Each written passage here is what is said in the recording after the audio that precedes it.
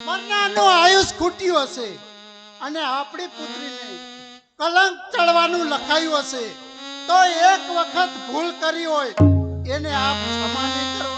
રાણીજી, ક્ષમા તમે આપશો કારણ કે તમે એની માતા છો. ક્ષમા હું આપીશ, હું એનો પિતા છું. પણ મારી મરી ગયેલી ધર્મપુત્રી, એના શેઠામાં રહેલો સિંદૂર, એના હાથમાં રહેલું મીંઢળ, એના કપાળમાં રહેલો કુમકુમનો ચાંદલો તમારી પુત્રીને કોઈ કાળે ક્ષમા નહીં આપે. પૂછો સર્વને તો ખુલાસો કરશે સહી, પણ ક્ષમા એવો શબ્દ તારી પુત્રીને મળશે નહીં. એનો બચાવ પણ નહીં કરો?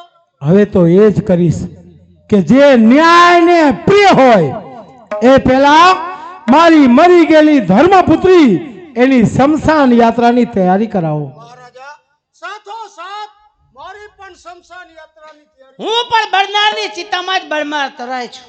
નહીં બેટા, બળી મરવાથી તમને ગરીબીનો અનુભવ નહીં થાય, પણ જે શ્રીમંતાઈના અભિમાનમાં તમે આ ગરીબનો સંસાર સળગાવ્યો એનો જ હાથ પતિ તરીકે સ્વીકારવા તૈયાર થાવ.